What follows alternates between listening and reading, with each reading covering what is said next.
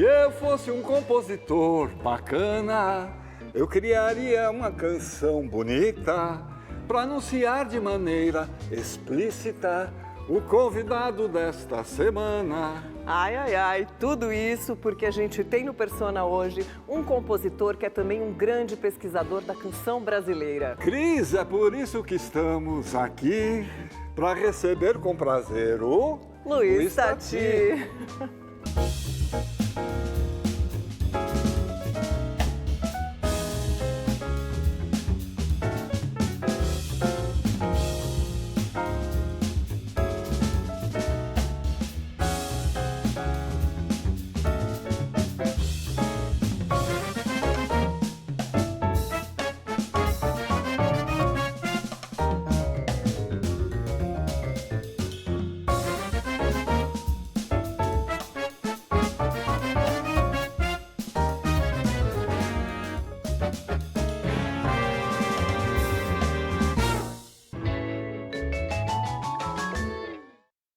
Tati, é um prazer te receber aqui no Persona. Muito obrigado por ter aceitado o nosso convite, Tati. Poxa, eu que agradeço. É uma oportunidade ótima.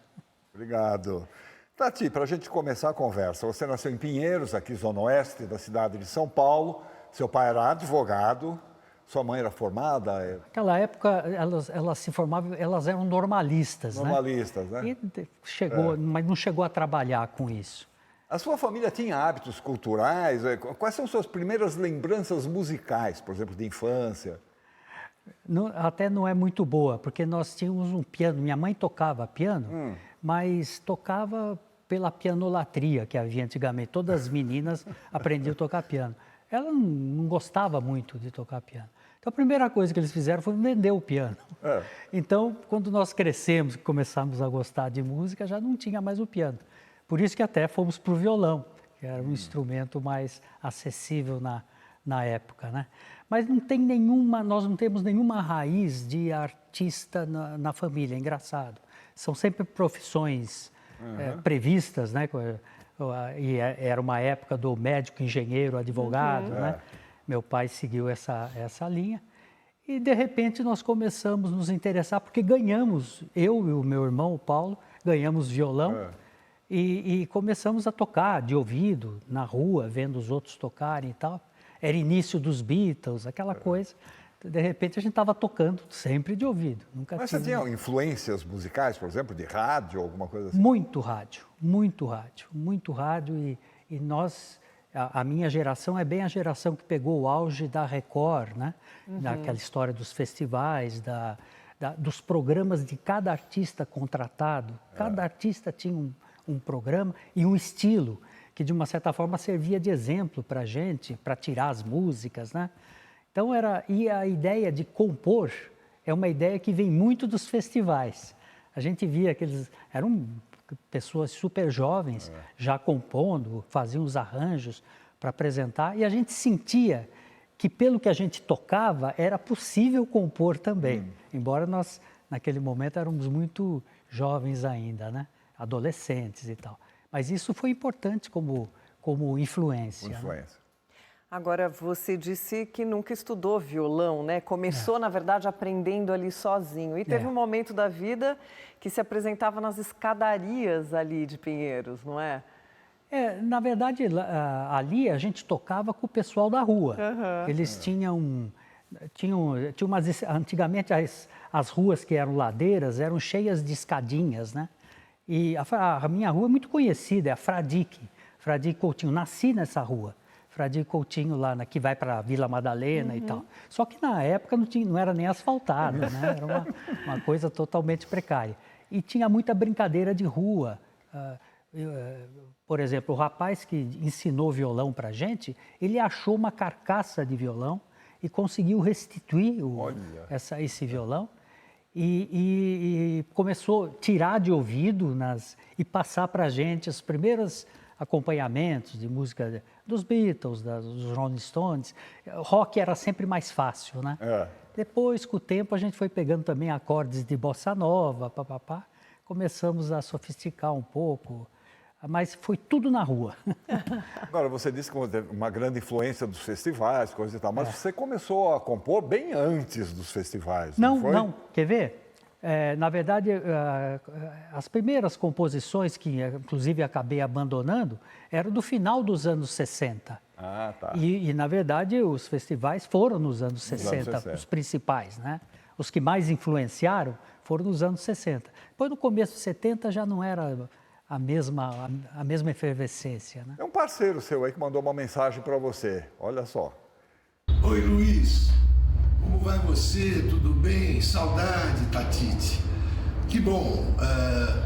Para mim é uma honra aí estar prestando um depoimento aí que o Batilho me pediu para esse programa maravilhoso, Persona, que felizmente está te entrevistando aí e a gente começou a compor, foram os primeiros parceiros quando a gente tinha 15 anos, mais ou menos, você no clássico e eu no científico, o Fernando Dias Paz, e fizemos Pelas Praias, Pelas Pedras, o Minueto, e fizemos Espelho Dourado, que acabamos inscrevendo no Festival da Paulista de Medicina, e ganhamos, com o João Kurk cantando, e com o Bernardo de Toledo Pisa, que tocava a flauta doce no conjunto Música Antiga, música barroca e medieval, e tocou maravilhosamente bem e conseguimos ganhar um prêmio naquela época. Você tomou outros rumos na acepção da palavra, musicais, e você é um compositor realmente diferenciado e o Brasil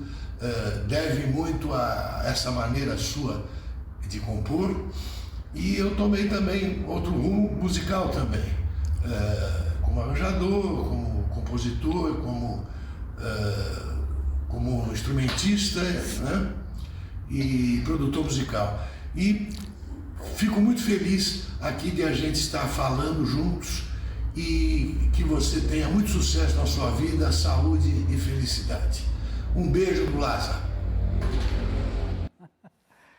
O Roberto Lazzarini, ele estudou comigo no Fernão, né, como ele disse. E de fato foi muito importante. Ele era um grande pianista, depois ele passou a trabalhar em estúdio e tal, mas ele era um grande pianista e me mandava as primeiras canções para eu pôr letra. E essa canção Espelho Dourado que ele está dizendo, nós participamos de um festival de todos os colégios da época, né, em Pinheiros, ali na proximidade, e ganhamos o festival, foi a primeira vez que teve um... Então, de fato, aí você tem razão. Isso aí é na época dos festivais. Não era antes, mas era na época. Mas é que eu nem considero mais. Como eu não usei mais a canção, eu passei a considerar a partir do rumo, né? Mas, na verdade, ele lembrou bem. As primeiras composições tinham sido em parceria com ele. E, de fato, tomamos outro rumo. Ele até fez engenharia, foi para o outro lado. E eu sempre continuei numa área mais artística, embora também tenha entrado na USP como professor, e não de música, de linguística, né? Mas, nesse momento, foi um grande estímulo para a gente fazer essas parcerias. E faz muito tempo que eu não encontro com ele. Vocês me propiciaram isso. Que bom. Muito bom. Agora, a gente estava falando dos festivais e os programas musicais da TV Record, né? Tinha o Bossa Saudade, o Fino da Bossa, né? E tinha também a Jovem Guarda, né? Isso. Que eram estilos completamente diferentes. E a Jovem Guarda, em algum momento, eu ouvi uma entrevista sua, você dizendo que gostava porque os acordes eram mais simples. Muito mais simples, Era muito mais fácil se aprender canções da Jovem Guarda do que aprender o que tinha sido um sucesso tremendo anteriormente, que era a Bossa Nova.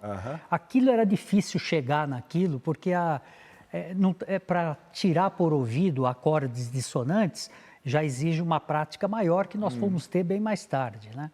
Mas naquele momento era facílimo tirar as músicas da Jovem Guarda. E eram músicas legais, até hoje são músicas que quando tocam a gente curte. Essas canções eram muito influenciadas pelo rock de fora, que também era muito simples. Os Beatles era uma beleza de arranjo e tal, mas os acordes, a harmonia é muito simples. Então é ótimo começar a tocar por aí, né? A Jovem Guarda, nesse sentido, foi mais estimulante para quem queria aprender a tocar instrumento do que os outros movimentos da época, né? Correto. Agora, é verdade que você não pensava na música como uma carreira profissional? Você tinha uma outra carreira em mente? Um outro caminho? Sim, não, até não era, eu não via a possibilidade de lidar com música, era essa a questão. Se eu visse alguma brecha, né, mas eu não via a possibilidade, assim como se era um mercado muito competitivo e ao mesmo tempo eu não era músico assim de formação, então era difícil encarar isso. E eu gostava muito também de uma coisa que aí já na faculdade, que era a tal da semiótica, que é o estudo da construção do sentido e tal, em qualquer linguagem, não só na música, qualquer linguagem. Isso me interessou especialmente. Daí eu já comecei a entender que eu ia querer seguir essa linha de estudo, pelo menos da semiótica. Então, dividiu um pouco o meu interesse. Nunca deixei de tocar, nunca deixei de fazer show, tudo isso, mas eu queria seguir com as duas frentes. E foi exatamente isso que aconteceu. Sim. Quando você entrou na ECA, na Escola de Comunicação e Arte da USP, foi o primeiro ano, foi o ano da criação do curso de música, né, na ECA? Isso, na verdade tinha sido o ano anterior, e estava começando, tinha pouquíssimos alunos. Agora, a ECA, o curso de música na ECA, tinha como foco principal a música erudita, né? Como é que o seu violão se encaixou lá no meio dos fagotes e dos oboés? Uma dificuldade. Na verdade, não era para eu ser aluno da ECA em música, porque todos os meus colegas vinham de conservatório, vinham desse tipo de aprendizado formal e tal. Eu acabei sendo recebido, aceito de uma certa forma, porque eles achavam que pelo menos eu tinha ouvido, e o departamento estava começando. E eles precisavam mais de aluno do que a gente do departamento, sabe? Então, eu acabei fazendo uma entrevista, eles fizeram um teste para ver se eu pegava as tonalidades e tal. Nesse teste foi tudo bem. Mas a formação eu comecei do zero. Fui aprender daí, ler notas, ler partitura para fazer o curso. Não tinha conhecimento de partitura nenhuma? Nenhuma. Aliás, nunca usei, mesmo depois que eu acabei tendo esse conhecimento por causa da faculdade. Acabou a faculdade e nunca mais lidei com isso. Quer dizer, para lidar com canção, não há a mínima necessidade de música. A mínima. A não ser você ter musicalidade, que é facilidade rítmica, facilidade de cantar no tom e tal, mas jamais aprender partitura, isso não tem nada a ver com canção. Os mais prolíficos, né, compositores que nós temos são todos cancionistas e não músicos. Qualquer um, Gilberto Gil, Caetano Veloso, Chico Buarque, não tem conhecimento musical, não leem partitura, não é esse o lance deles. E são cancionistas exuberantes. E não precisa, assim como Paul McCartney, John Lennon, também não era esse o conhecimento deles. O conhecimento deles era conseguir estabelecer relação entre melodia e letra. É essa a questão, é essa grande habilidade de todo esse pessoal. Por isso que eu passei a chamar de cancionista e não de músico. Agora, de qualquer forma, lá na ECA, parece que o seu contato com o Willy Correia de Oliveira, né, o compositor erudito, que era uma espécie de mentor do curso, diretor do curso, alguma coisa assim, ele acabou te dando um sentido, uma compreensão e uma relação com o fazer musical que você levou para o resto da vida, né? O Willy, ele era um compositor até muito concentrado no que ele queria em música erudita. Música erudita, não se falava em outra coisa nesse departamento. Mas ele era obstinado por aquilo, pela música de vanguarda naquele momento, que era a única música que deveria ser feita naquele instante. E ele chegava a convencer e até emocionar a gente com o vigor que ele depositava naquele pensamento dele. Isso que eu acho que influenciou a gente, levar a coisa às últimas consequências, que ele fazia isso. Agora, o que ele queria que a gente fizesse, eu digo a gente porque não foi só eu tinha colegas que estavam lá com outras finalidades. Ele acabou influenciando mais no sentido de uma maneira de ser com arte de maneira geral, mas não propriamente com música. Com música não adiantou nada, aliás, não adiantou o curso, Eu fiz até o fim, mas não adiantou o curso porque não adianta nada eu entender de flauta mágica, de Mozart para fazer minhas canções. Não era isso, né? Não era isso, não era mesmo. Então, mas foi bom nesse sentido, enriquecimento, você ter uma ideia, até para eu poder falar da música erudita, é bom conhecer alguma coisa para poder até dizer que não é isso que eu quero, né? Claro. Um pouco era essa, porque havia muita confusão de música e canção nesse momento. Até hoje há, Sim. mas hoje já está um pouquinho mais, até por causa das coisas que o Rumbo fez e tal, mudou um pouco essa concepção. Canção é uma coisa e música é outra. É outra. Bom, o fato é que você acabou se tornando não só um profícuo cancionista, como também um pesquisador das origens e da evolução da canção aí, especialmente no Brasil. Mas antes da gente falar sobre isso, vamos dar uma olhada num quadro que a gente produziu sobre essa sua especialidade, que é a canção. Odete me deixou lá fora olhando a paisagem. Segundo o nosso convidado Luiz Tati, o que faz uma música ser considerada uma canção é a fala por trás da melodia. Ambas, a letra e a melodia, devem estar combinadas para passar uma mesma mensagem, seja ela de amor, de protesto ou de exaltação. Essa combinação entre letra e melodia não é tão antiga quanto parece. Aqui no nosso país, as canções surgiram de forma improvisada, sem uma estrutura definida. Até que na década de 20, a invenção das gravações elétricas de discos possibilitou a criação de um modelo que atendia ao gosto popular e facilitava o comércio das composições. A partir daí, as canções passaram a chegar finalmente ao chamado grande público, que as ouvia no rádio, comprava os discos, decorava e cantava os refrões e as estrofes. Luiz Tati, além da sua qualidade de compositor e intérprete da palavra cantada, é um dedicado pesquisador das origens e da evolução da canção brasileira.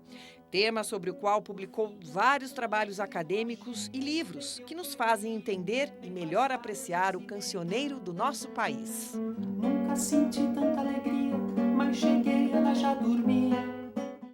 Nesse quadro, fica bem claro que a canção você teve um desenvolvimento maior a partir da invenção da gravação.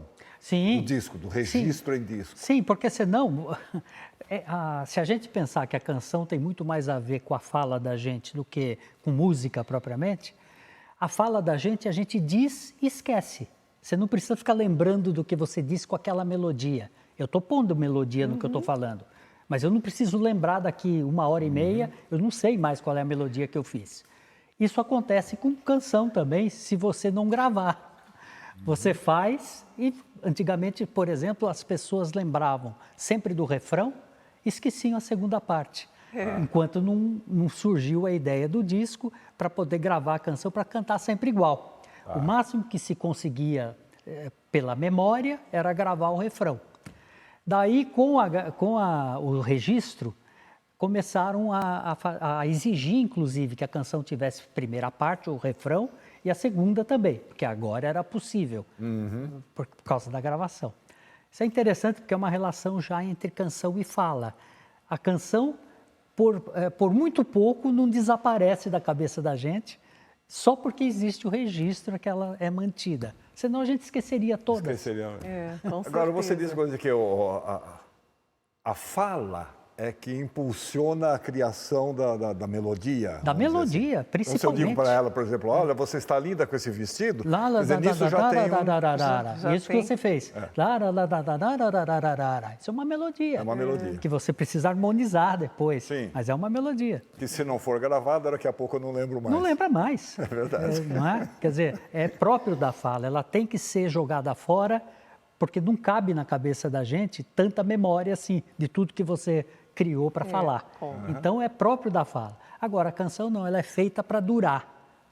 Então, ela tem que ter uma musicalização, mas cuja melodia inicial era entoativa.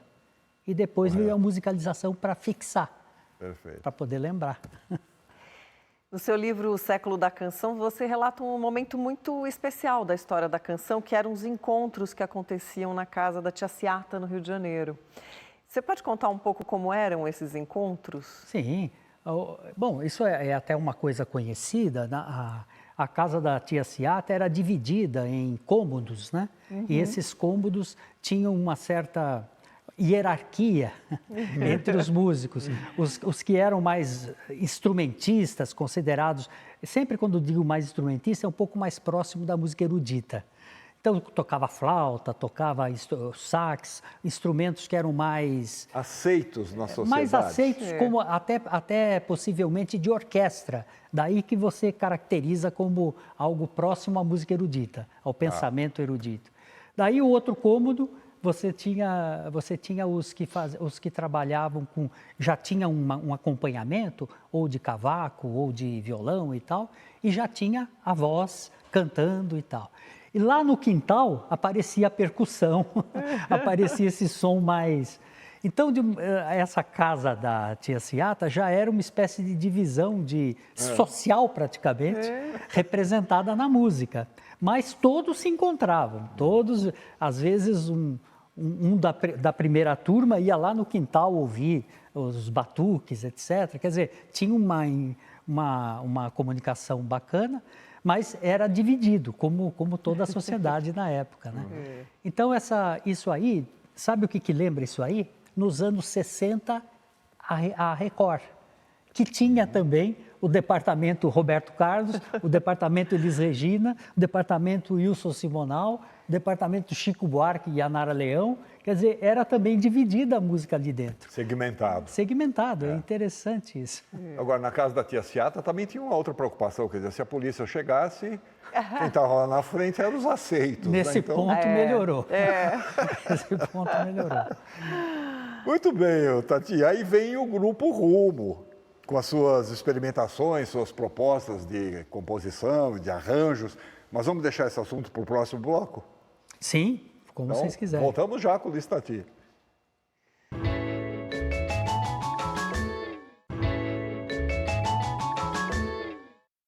Persona está de volta e hoje o nosso convidado é Luiz Tati. Tati, bom, como a gente estava dizendo, aí surge o Grupo Rumo. Mas antes de você falar sobre a ideia e as experiências que viriam com o Rumo, dá uma olhada no quadro que a gente preparou sobre o grupo. O Grupo Rumo surgiu em 1974 com o pomposo nome de Rumo da Música Popular Brasileira, inicialmente formado por músicos e estudantes de arquitetura, psicologia, artes e sociologia. O Rumo logo se destacaria por sua abordagem inovadora na composição e nos arranjos de suas canções. Seu estilo musical é frequentemente associado à vanguarda paulistana, movimento que se propunha a renovar a música popular brasileira no início dos anos 80. Eles passam tanto pela música erudita, quanto pelo samba, o choro, o baião ou a embolada, entre outros gêneros musicais, sempre valorizando a linha vocal de suas composições. Desde o início, o grupo se manteve à margem da grande indústria fonográfica e gravou seus 2 primeiros LPs em 1981. Um deles, chamado Rumo aos Antigos, é repleto de reinterpretações de autores como Noel Rosa, Lamartine Babo e Senhor. Em 2019, o Rumo voltou a reunir os seus integrantes originais para um novo disco e uma série de apresentações. Neste ano de 2024, o grupo comemora 50 anos da sua fundação. Parabéns ao Rumo. Carnaval não é pra homem? Você tá louco, Geraldo? Carnaval vai todo mundo, vejo o Paulo, vejo o Pedro, todo mundo dando força pra você entrar. É uma série de... Tem uma das gravações que vocês fizeram que foi feita aqui, né? Na cultura, na época. Acho que era um fim de ano, tinha uma coisa assim, todo mundo fantasiado. Era interessante, fazia tempo que eu não via essa matéria, muito legal. Agora, ele surgiu realmente mais como um grupo de estudo, Rumo da Música Popular Brasileira? Como é que foi isso? Era Rumo de Música Popular, na verdade. Mas tinha esse sentido mesmo. Até o Maurício Kubrusli, na época, brincava que parecia nome de conferência e não nome de grupo, né? Porque a banda sempre tinha um nome mais humorístico, que nem Premeditando Break, como era na época, e Isca de Polícia, tinha um lance todo de...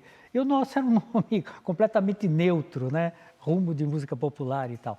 É que era a gente já queria, de uma certa forma, veicular essa ideia de que sempre o que regia a maneira de compor e mesmo de arranjar e apresentar as canções era a fala. A fala com a sua melodia e com a sua letra. E um pouco para trazer esse projeto, que era um projeto, então virou essa história de Rumo de Música Popular, que depois foi abreviado, felizmente, para Rumo, para não ficar realmente o nome de conferência para sempre, né? Agora, nesse disco, Rumo aos Antigos, vocês vão lá no Noel Rosa, no Senhor, que você considera os primeiros pessoas a fixarem essa ideia da canção? Aproveitar o registro. Eles são os primeiros que, não são só eles, mas vários desse momento, puderam pela primeira vez gravar o que faziam. E o Noel Rosa é interessante porque ele tinha uma voz que não era padrão da época, era uma voz era uma voz comum, como a voz de todos nós. E, no entanto, gravaram o Noel cantando. Então, a gente tinha várias gravações para ver como que um compositor, sem qualquer empáfia de cantor, de operístico, como era Vicente Celestino, por exemplo, tinha nada a ver com isso. Era um cara coloquial do começo ao fim e, no entanto, cantava bem com expressão, mas com uma expressão tremenda. Às vezes era cômica a música que ele cantava, então ele dava esse tom. Então ele foi um exemplo de que qualquer pessoa poderia cantar, justamente porque a canção é uma espécie de extensão da fala. Agora, antes das gravações, né, quando vocês começarem a gravar, também tinha uma certa resistência, né, das rádios e das TVs, né, de divulgarem o trabalho de vocês, né? Bom, isso a gente já desistiu. Na época mesmo, a gente já tinha desistido. Nosso empenho não era de... Nosso empenho era... Nem era ideia, né? Nem era ideia, porque a gente achava que não ia dar mesmo. Aquela época, a gravadora era uma espécie de... O homem, eu tinha uma canção na época que falava do homem da gravadora, ele que decidia tudo.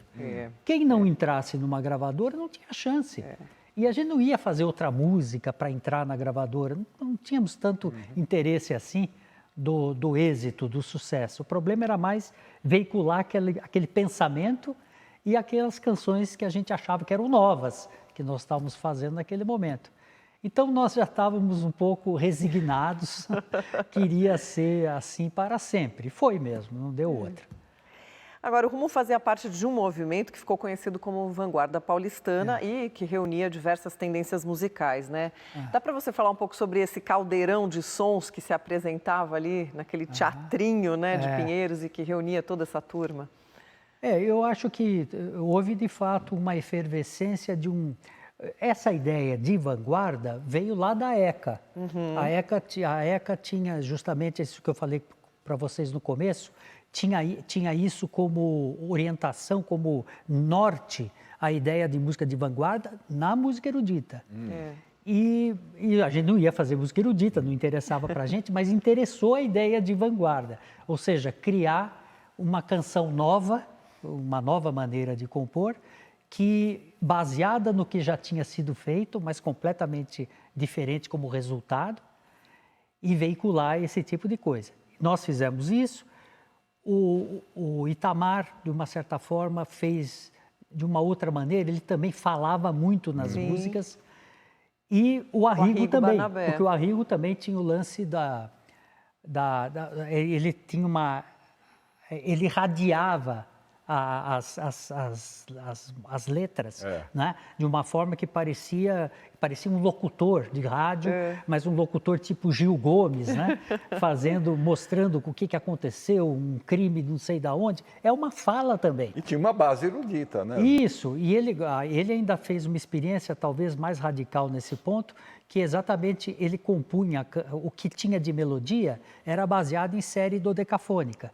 Aquelas séries que as 12 notas não se repetem até chegar no final, daí repete outra vez as 12. Não são 7 notas, são 12. por isso dodecafônico, né? E ele fez, digamos, o interesse por trás da canção que ele apresentava era um pouco essa música dodecafônica servindo a música popular. E daí ele tinha as entoações que ele fazia. Então é engraçado que, por coincidência, essas 3 bandas usavam a entoação. E era uma coisa forte. O Itamar, de uma certa forma, tocou com o Arrigo, então ele adquiriu toda essa maneira de conceber, era um pouco próximo ao que o Arrigo fazia, né? Então, por coincidência, acabou todos, a vanguarda, no fundo, tinha esse caráter de introduzir uma fala na canção. Na canção. Bom, uma integrante do Grupo Rumo e sua parceira em muitos voos musicais até hoje mandou uma mensagem para você. Opa! Eu tenho uma alegria, assim, quando eu digo que o Luiz Tati é meu parceiro musical mais antigo e mais constante. Nós nos conhecemos a partir do momento que eu entrei no Grupo Rumo, em 1979, e a partir de então, nós nunca interrompemos trabalhos, né? Trabalhos em conjunto. Primeiro no contexto do Grupo Rumo e depois já na década de 90, quando começamos as primeiras parcerias musicais que permanecem até hoje, né? E então, inclusive, recentemente a gente está lançando um trabalho reunindo essas parcerias.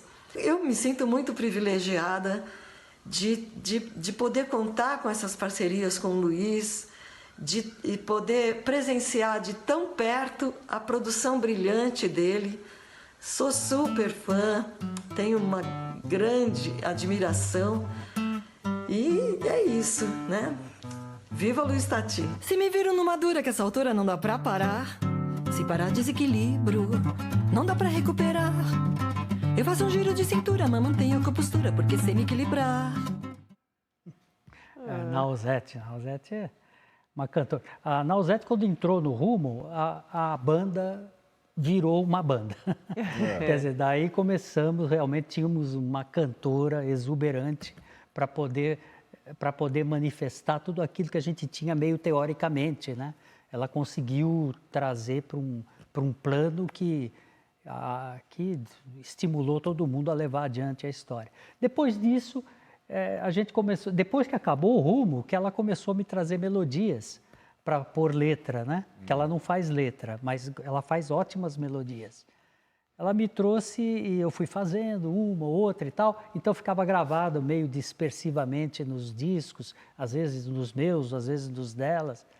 E agora a gente juntou uma série de canções, algumas inéditas e algumas mais exatamente colhida de todo esse material que foi gravado anteriormente.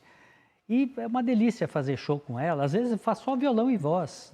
Nós dois fazemos só violão e voz. Ela acabou estudando no Rumo a questão vocal. Ela foi atrás das cantoras dos anos 30 e ela conseguia expressar tudo que as cantoras faziam. Cantora que eu estou dizendo, desde Carmen Miranda até Marília Batista, Aracide Almeida.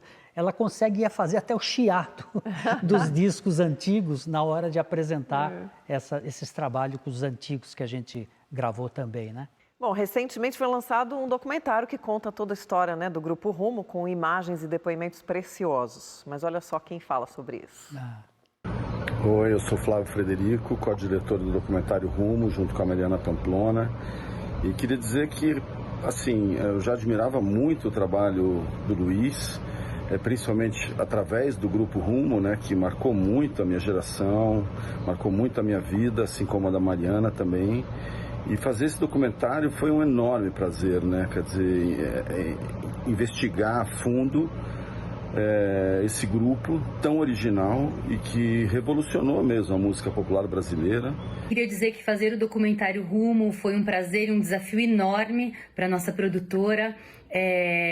Eram vários integrantes com depoimentos interessantíssimos, um vasto material de arquivo, né, de época, sobre esse grupo incrível, né, de vanguarda, que trabalhou com a questão da linguagem falada, da palavra falada, né, de uma maneira tão inovadora.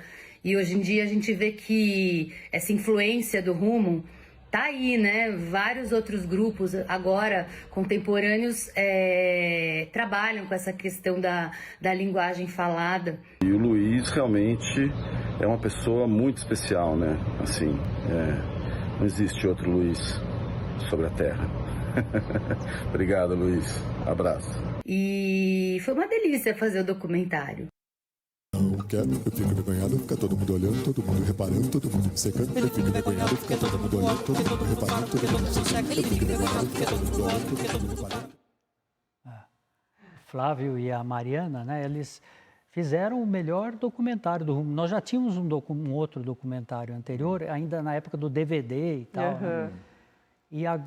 Mas eles chegaram a uma síntese e, ao mesmo tempo, uma beleza, com uma riqueza mesmo, riqueza, né? de imagens e eu fiquei impressionado, porque eu achava que não ia superar muito o que já tinha. Mas, porque o material era mais ou menos o mesmo. Mas eles levaram adiante e fizeram uma coisa que, para mim mesmo, foi uma surpresa. Deixa eu te falar, essa música que aparece no quadro, eu não vou, não quero, não sei o quê, é bem o exemplo do que você está falando. Isso. Quer dizer, é a fala conduzindo, no caso ali, sei lá, um ritmo, uma marcação.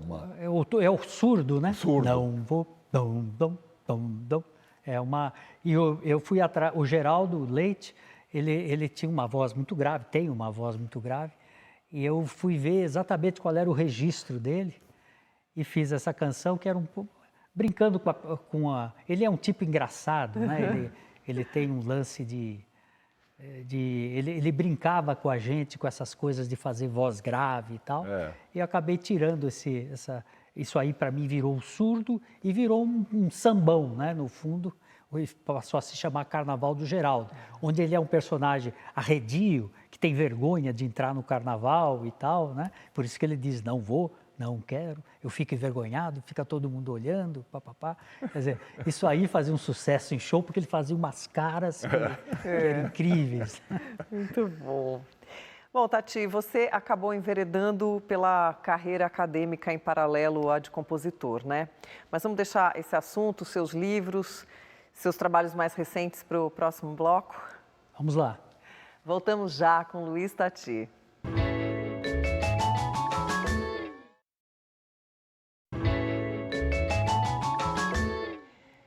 Estamos de volta com Persona e hoje o nosso bate-papo é com Luiz Tati.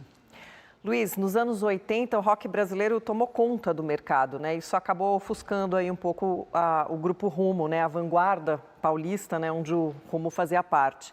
Sempre o mercado, né? Exatamente. Eles naquele momento, talvez fosse a hora do rock brasileiro. A gente nunca sabe quando está vivendo, né? Você tenta analisar depois. Mas eu me lembro que na época nós estávamos já num grau interessante que parecia que ia ter uma dimensão um pouco maior, porque a gente praticamente não saiu de São Paulo. Íamos até o Rio, às vezes, ou às vezes Minas, aqui no Sul. Nunca fomos para o Nordeste, para o Norte, nada. Então, quer dizer, era uma coisa que ficou muito restrita, né? Principalmente São Paulo. E nesse momento que a gente achava que a coisa já estava de uma certa forma desencadeando um movimento maior, o rock veio, passou por cima, com tudo, como um né? trator, assim, porque realmente eles já fizeram uma coisa para o rádio, aliás, com muita competência, né? Me lembro aqui em São Paulo, os Titãs eram muito chegados a gente, e eu me lembro que eles tinham tinha alguma coisa, uma música ou outra ali, que eles até gravavam em fitinha para ir mostrar para mim ali que estava dando certo, blá, blá. De repente já explodiu com a Sonífera Ilha, né? E aí a coisa já começou. Isso já estava lá no Rio, já estava o Barão Vermelho, e de repente logo em seguida Legião Urbana, e eles eram artistas muito fortes mesmo. O Herbert Viana, dos Paralamas, fazia canções lindas, né? E uma curiosidade, que o pessoal da Blitz Como é que é a história? Eles achavam que o Blitz copiava o Rumo? Não, quando eles fizeram Você Não Soube Me Amar, Você Não Soube... Era uma música falada o tempo todo. Imediatamente todo mundo começou, isso aí ou é imitação do Itamar ou é imitação do Rumo, né? E não era. Na verdade, era uma coisa que estava meio pairando, essa ideia de mostrar a fala dentro da... Estava pairando, porque depois eu vi outras pessoas dizendo que eles nem conheciam. No caso a Blitz, né? No caso da Blitz, eles nem conheciam o Rumo. Ou, pelo menos, nunca tinham curtido, assim, a ponto de tentar imitar alguma coisa. Não era isso. Mas a coincidência foi engraçada na época. E você acabou se dedicando bastante à carreira acadêmica, né? Foi professor da USP, defendeu uma livre docência, publicou vários livros, e aí utilizando inclusive, né, os conceitos da semiótica. Qual dos seus livros você recomendaria, Luiz, para quem quiser conhecer aí um pouco mais das suas teorias sobre a canção? Bom, aí a semiótica, ao mesmo tempo, é uma possibilidade de reflexão forte para quem mergulha nela. E ela é incompreensível para quem não mergulha. Então, né? Não adianta nada eu recomendar livro que tenha semiótica pesada. Mas eu tenho 2 livros que não passam por aí, que, de uma certa forma, até o raciocínio está lá, mas não os termos, os conceitos. Que é o Cancionista, que é dos anos 90, e agora de 2004, O Século da Canção. São livros que eu acho que são tranquilos de ler e tem um pouco o pensamento dessa ideia de onde vem a canção, essas coisas todas, estão lá sem muita metalinguagem, né? Sem muito conceito, né? Agora, a partir dos anos 90, você começou a gravar e a fazer apresentações solo, né? E aí você se abriu, inclusive, mais para parcerias. Sim. E a gente tem umas palavras aqui de um parceiro constante seu. Primeiro, eu gostaria de agradecer muito o convite, dizer que estou muito honrado mesmo em participar do programa do Luiz Tati. Afinal, é um privilégio muito grande ser parceiro musical durante tanto tempo, né, Luiz? Recentemente a gente até fez um álbum comemorativo aos 25 anos de parceria. Primeiro, dizer que a gente não se encontra para fazer música. A gente nunca se encontrou para fazer música, na verdade. O Luiz gosta de trabalhar sozinho no escritório dele, eu gosto de trabalhar sozinho aqui no meu estúdio, né? Então, normalmente eu mando uma melodia para ele compor a letra e aí ele fica à vontade trabalhando o que ele quiser, porque hoje a gente não conversa sobre um mote, não tem um tema assim, inicial para fazer a música, né? E aí começa a coisa que é uma alegria imensa, né? A gente ter de volta ver do que ele vai falar, qual é o assunto que ele está tratando, né? E como ele trabalhou a letra em cima da melodia que eu enviei, né? Principalmente porque eu já faço a melodia já contando uma história, já pensando em facilitar o trabalho um pouquinho de quem vai fazer a letra, né? E aí eu espero que a gente continue fazendo isso por muito tempo, que a gente produza muitas músicas juntos, que é o que eu mais espero. Um grande abraço, Luiz. Quero namorar, vou comemorar até o ano que vem. Ao menor sinal que tem gente boa, eu já fico assim. Quero ver quem é, quero ver quem são, quero todos pra mim. Ao menor sinal de amor sincero, eu já fico bem. Quero namorar, vou comemorar até o ano que vem. Isso é recente esse álbum até. O Dante é o parceiro mais frequente que eu tive desde os anos 90, né? Ele sempre me manda, às vezes em alguns períodos, até uma atrás da outra, e a gente vai fazendo. E ele tem melodias, de fato, como ele até assinalou, que já induzem a letra de uma forma bem natural, sabe? Fácil de fazer. Tem que ficar sempre um pouco ouvindo, sempre, ainda para se acostumar. Isso é sempre, em todas as canções. Mas quase que a sugestão já está ali nas curvas melódicas. Isso não subverte a ideia de que a canção nasce a partir da fala? Mas Ele te manda a música e você vai botar a fala? Para mim, qualquer melodia é entoação. É entoação. Embora ele tenha feito instrumentalmente, mas eu sei que aquilo lá é uma entoação. Já está ali. A melodia já está ali na melodia que ele está fazendo. A gente esquece que a fala da gente não existe sem melodia. Eu estou falando com vocês também estão falando comigo, sempre com melodia. O problema é que a gente esquece a melodia imediatamente. Aquela história do registro, da necessidade do registro. E em 2019 o Grupo Rumo se reuniu novamente, né, para produzir um disco e fazer shows aí pelo Sesc, né, só com músicas inéditas. Como é que rolou esse reencontro? Foi uma ideia do Márcio Arantes, que é um produtor muito interessante. Ele até tinha tocado comigo numa situação em que eu fiz um disco com o Arthur Nestrovski e o Zé Miguel Wisnik. Ele esteve presente o tempo todo tocando baixo e tal. O tempo passou e ele ficou com essa ideia de fazer um disco do Rumo outra vez, porque ele ouvia muito quando ele era criança praticamente, né? Porque ele é muito mais novo que a gente. E ele falou com a Aná, será que vocês não topariam fazer um disco e tal? A Aná falou, topamos sim, se vocês produzirem, com o Sesc por trás e tal, a gente faz. E falou pra gente, eu topei também na hora e a gente começou a pensar, acabamos fazendo um repertório até que extrapolou o tamanho do disco, mas daí a gente selecionou, como se tudo tivesse começado outra vez. Você compõe compulsivamente? Não. Você compõe muito? Não. Eu componho muito em algumas épocas, sobretudo quando já estou visando um disco.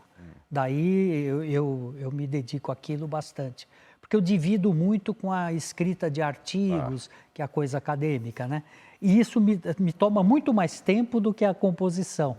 Então, eu uso muito férias para compor, fim de semana, quando tenho pressa de fazer, mas não sou compulsivo, não. Mas isso vem intuitivamente, a hora que você fala, agora eu vou sentar Sim, e vou compor? É só você se focar ali. O que não vem assim na hora, mas se eu fico um dia, depois outro dia, no terceiro está saindo. Daí a coisa embala. Sempre quando você fica tempo sem fazer, quando você volta tem uma certa dificuldade. Quando você faz o primeiro verso, na verdade não é nem o primeiro verso da música, você faz um verso, que pode ser lá do meio. Pronto, você já começa a desencadear a música inteira, né? E normalmente é assim. Mais uma mensagem, outro parceiro seu. Luiz Tati, meu parceiro querido, é uma pessoa tão discreta quanto absolutamente extraordinária. Os estudos que ele fez sobre canção são os mais incríveis, reveladores sobre esse tema tão difícil que é a relação entre palavra e música. E isso que ele estuda como um cientista da canção, ele ao mesmo tempo traduz e realiza de maneira sempre surpreendente em canções, seja quando ele faz letra e música, seja quando ele faz com incrível facilidade letras para outros compositores. É impressionante o grau de sutileza, de surpresa, da facilidade das soluções que ele encontra e também a profundidade com o humor que ele junta nas suas canções absolutamente únicas. Viva Luiz Tati, o rei da canção, e meu irmão. Quando bater no coração, 4 pancadas e depois um bis. Pode escrever, não falha não, é a tentação de ser muito feliz.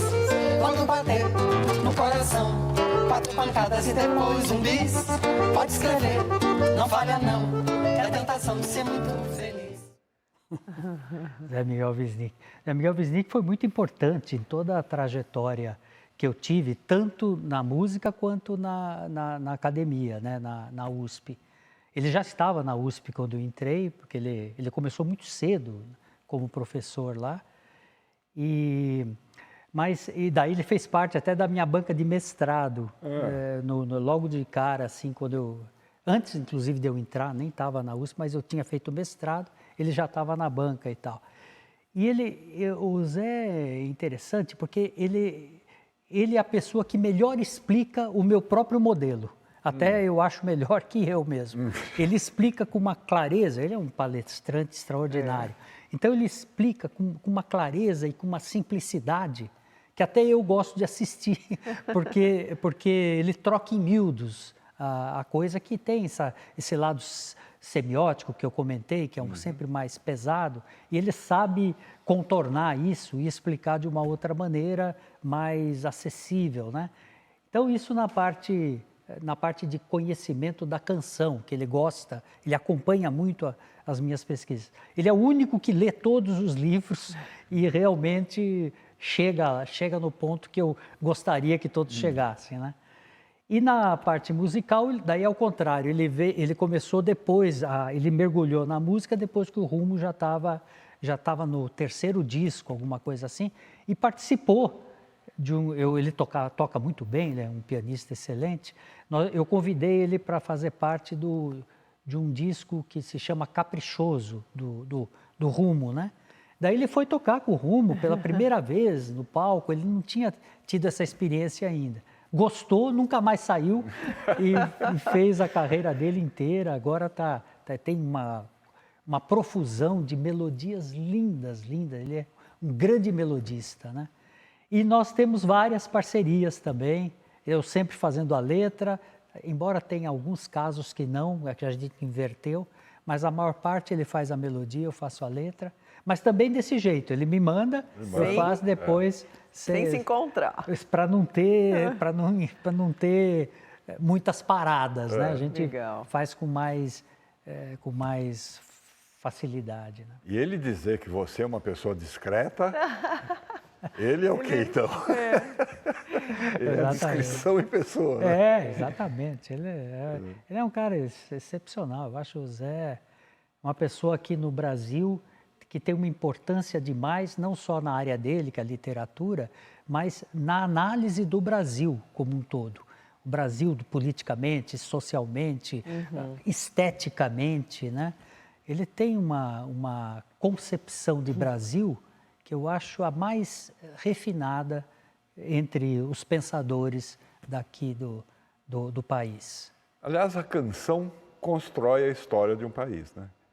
Exatamente. Ele entende justamente a importância da canção para o Brasil. E daí ele consegue tirar disso até representações na canção do que é o país. Entendeu? Isso é muito, muito interessante. É um grande pensador e por isso eu fico contente dele me acompanhar há tanto tempo, há 4, 5 décadas já. Quase meio século, né? E ele vai atrás e consegue captar tudo, apresenta o modelo em todo lugar que ele vai. É um cara excepcional. Bom, Tati, infelizmente nosso tempo acabou, mas não dá para a gente encerrar o programa sem ouvir uma das suas centenas já, né? De composições. Sim. Pode ser? Sim, vamos lá. Bom, enquanto o Tati se prepara, a gente vai agradecendo a companhia de vocês até aqui. Até o próximo domingo. Até a semana que vem. Lembrando sempre que se você quiser ver, rever ou recomendar o nosso programa, ele está disponível na nossa página no YouTube. Até a próxima.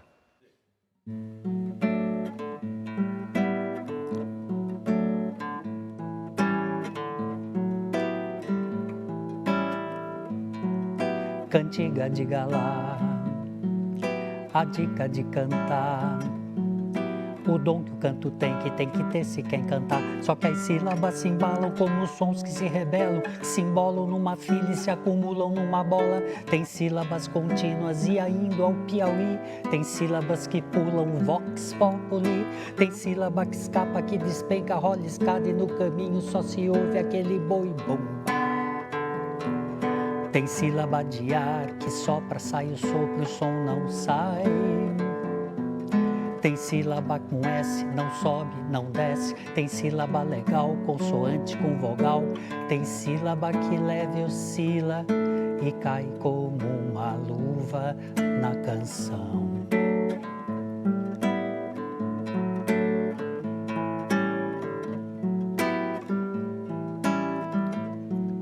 cantiga de galá, a dica de cantar. O dom que o canto tem que ter se quer cantar. Cantiga de galá, a dica de cantar. O dom que o canto tem que ter se quer cantar. Só que as sílabas se embalam como sons que se rebelam, que se embolam numa fila e se acumulam numa bola. Tem sílabas contínuas e ainda ao Piauí. Tem sílabas que pulam vox populi. Tem sílaba que escapa, que despenca, rola escada e no caminho só se ouve aquele boi bomba. Tem sílaba de ar que sopra, sai o sopro, o som não sai. Tem sílaba com S, não sobe, não desce. Tem sílaba legal, consoante com vogal.